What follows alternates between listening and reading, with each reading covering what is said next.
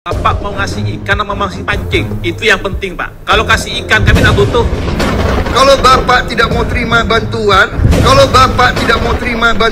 Nah, di sini kan seharusnya Pak Prabowo menjawab dengan lugas, menjawab dengan santai, menjawab dengan riang gembira, atau bahkan ya kalau bisa menjawab sambil joget-joget. Belum menyaksikan video ini, pastikan bosku jangan lupa subscribe, karena subscribe itu gratis plus bonus tonton video terbaru setiap harinya. Jangan lupa ya. Nah, kadang-kadang di sini saya sangat bingung sekali ya. Yang salah ini penanyanya atau yang salah ini yang menjawab. Nah, di sini menurut saya ini hanya pembicaraan sharing ya, yaitu musyawarah. Tetapi di sini terlihat debat sengit. Ya seharusnya Pak Prabowo tidak usah seperti inilah. Jadi seolah-olah di sini ada perdebatan yang sangat seru sekali. Menurut saya di sini ada orang yang bertanya, seharusnya Pak Prabowo juga menjabarkan program-programnya itu seperti apa. Ya seharusnya seperti itu. Karena yang bertanya itu menurut saya menginginkan jawaban yang logis, menginginkan jawaban yang masuk akal. Apalagi juga pada waktu lalu menginginkan politik riang gembira, politik yang sangat santuy dan lain sebagainya. Tetapi di sini seolah-olah ketika mendengar pertanyaan yang menurut saya tidak setuju dengan program-program dari Pak Prabowo, di sini seolah-olah Pak Prabowo lagi-lagi marah. Di sini yaitu bahkan ditanggapi oleh Husnul Khotimah. Ya, pada waktu lalu memang Pak Prabowo ada pertanyaan dari ibu-ibu. Di situ bahkan juga terkesan emosi dan lain sebagainya. Apakah karakter Pak Prabowo memang seperti itu atau seperti apa? Ya, memang saya mengikuti Pilpres 2014-2019. Pak Prabowo itu menurut saya agak emosian ya, kalau menurut saya pribadi sih, atau memang karakternya memang seperti itu, yaitu tegas dan lain sebagainya. Akhirnya masyarakat awam pun melihat Pak Prabowo seperti emosi, padahal tidak. Ya, kita tidak tahu lagi, tetapi yang jelas masyarakat di sini melihat penjelasan dari Pak Prabowo di sini seolah-olah Pak Prabowo emosi. Tapi kita tidak tahu ya. Bahkan ketika ada pertanyaan yaitu dari seorang bapak-bapak atau seorang ustadz di sini, Pak Prabowo juga seolah-olah emosi ya. Di sini dari Husnul Khotimah ditanya bapak-bapak yang kebetulan seorang ustadz, dia emosi.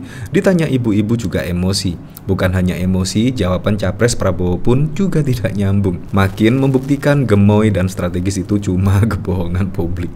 Ya kita tidak tahu lagi lah. Tapi yang jelas masyarakatlah yang menilai, masyarakatlah yang memilih untuk Capres dan Cawapres untuk memimpin Indonesia ke depan pada periode 2024-2029. Ya, kita memang bisa menyerahkan kepada masyarakat Indonesia untuk memilih pemimpinnya pada periode mendatang. Seperti ini video dari Prabowo ketika menjawab seorang bapak-bapak yang kebetulan ustadz. Makan siang di Pompes dan di sekolah. Kami punya pesantren. Kami tidak setuju kalau ada santri peserta didik dapat beasiswa, sebenarnya nggak setuju. Itu mendidik seakan-akan guru pesantren yang membutuhkan santri, bukan santri yang membutuhkan pesantren. Jadi Bapak, kalau jadi Bapak mau ngasih ikan sama masih pancing? Itu yang penting, Pak. Kalau kasih ikan kami tidak butuh. Itu menjadikan peserta menjadi nakal. Tapi kalau dikasih pancing, insya Allah nanti apa yang disampaikan Bapak akan berhasil. Nah, di sini kan seharusnya Pak Prabowo menjawab dengan lugas, menjawab dengan santai, menjawab dengan riang gembira, atau bahkan ya kalau bisa menjawab sambil joget-joget. Sehingga di sini tidak tegang, suasananya tidak tegang dan lain sebagainya. Tetapi di sini Pak Prabowo seolah-olah jawabannya kayaknya juga agak emosi. Seperti ini lanjutannya. Bapak katakan saya tidak paham. Jadi kalau Bapak tidak mau terima nggak apa-apa. Loh, kita mau bantu kok. Ya, loh, pemerintah lihat sekarang anak-anak kita kurang gizi. Jadi yang kurang gizi kita bantu. Yang sudah cukup gizi yang tidak mau terima bantuan ya tidak ada masalah. Bagaimana? Kalau Bapak tidak mau terima bantuan, nggak apa-apa. Bapak tadi mengatakan tidak mau terima beasiswa kan? Padahal menurut saya bukan seperti itu maksud dari seorang bapak-bapak di sini. Tetapi ya kita kembalikan lagi ke masyarakat lah. Seperti apa besok ketika Pilpres di sini akan menjatuhkan kepada capres siapa? Ganjar kah, Prabowo kah, atau Anies? Memang Di sini pemilihannya hanya 3 saja ya. Ya kalau tidak setuju dengan Ganjar, pilih Prabowo. Kalau tidak setuju dengan Prabowo, pilih Anies Baswedan. Ya seperti itulah. Jadi di sini menurut saya lagi-lagi Pak Prabowo menjawab pertanyaan di sini seolah-olah emosi. Ya menurut saya seperti itu. Dan dari sini saya penasaran, kira-kira komentar-komentar dari para netizen seperti apa ya melihat jawaban dari Pak Prabowo di sini. Di sini dari Ratu Bagus Batam, pertukaran pandangan yang penuh emosi seringkali mengaburkan substansi diskusi. Ini dari Setiawan, dulu aja saat ditanya gimana caranya mengatasi mental health dijawab dengan kasih makan gratis. Intinya Prabowo itu sudah nggak punya kapasitas untuk menyelesaikan setiap masalah. Dan untuk menutupi ketidakmampuan Prabowo, para buzzernya memoles dengan gemoy. Kalau si penanya masih belum mengerti juga setelah dijawab Opa Ulik, siap-siap aja si penanya nggak nyambung. Yang ditanya caranya agar hasil kebun bisa diekspor, jawabnya kemana-mana. Jawab pertanyaan ibu-ibu pendukungnya aja keteteran, gimana berhadapan dengan mahasiswa. Ya seperti itu. Jadi menurut saya memang jawaban itu harus santai kalau menurut saya. Karena di sini memang masyarakat kepingin mendapatkan jawaban dari seorang calon pemimpin untuk memimpin Indonesia ke depan. Kalau jawabannya menurut saya seperti ini, ya memang lagi-lagi kita harus kembalikan lagi ke masyarakat menilainya seperti apa. Dan masyarakat kalau memang Pak Prabowo dipilih, ya sudah, kita memang harus menerima dengan lapang dada. Siapapun presiden besok yang terpilih, kita harus menerimanya dengan lapang dada, harus mengakui kekalahan lah siapapun pemimpinnya besok. Ya semoga saja pemimpinnya ya bisa membuat persatuan, bisa mengerti keluh kesah masyarakatnya, dekat dengan warga dan lain sebagainya. Ya memang apalagi juga penduduk Indonesia itu 270 juta jiwa ya. Jadi karakternya macam-macam.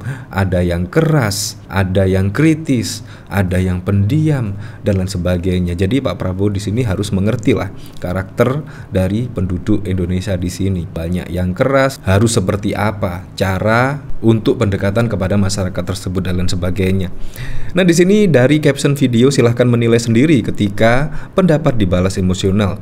Ketika pendapat hebat, mirip idea Jokowi dulu 2013 dari seorang ustadz, jawab Prabowo dengan emosional dan kosong. Nah, di sini bahkan juga dikomentari oleh Bintang Kirara, capres model apa ditanya sama Kiai kok galak banget. Serius kalian pengen dipimpin oleh sosok begini. Nah, bahkan di sini yaitu Prabowo arogan sampai saat ini juga trending. Entah di sini maksudnya apa coba. Nah, di sini belum jadi presiden aja jawabannya udah ngegas. Mosok masih mau dipilih pemimpin yang model gini? Gua sih ogah. Di sini ya hampir sama juga, yaitu Prabowo debat dengan Kiai Kampung. Di sini bahkan survei sebut publik enggan pilih Prabowo karena keras dan arogan. Pakar politik menyarankan agar Prabowo memperhalus gaya politiknya dengan menggunakan bahasa simbol agar mampu mendongkrak elektabilitasnya. Di sini pada tahun lalu, yaitu pada tahun 2018 yang lalu. Di sini dari Kay, kenapa Prabowo gagal jadi presiden sampai 2 kali? Karena ia emosional, arogan dan minim gagasan. Sekarang dia tampil beda, sering joget-joget. Haha, aneh ya. Nah, di sini bahkan juga banyak komentar dengan menggunakan tagar Prabowo arogan. Entah maksudnya apa juga ya. Ya, tetapi yang jelas kita kembalikan lagi ke masyarakat ya. Masyarakat besok memilih siapa untuk menjadi presiden pada tahun 2024. Bapak mau ngasih ikan sama mau ngasih pancing? Itu yang penting, Pak. Kalau kasih ikan kami tak butuh. Kalau Bapak tidak mau terima bantuan,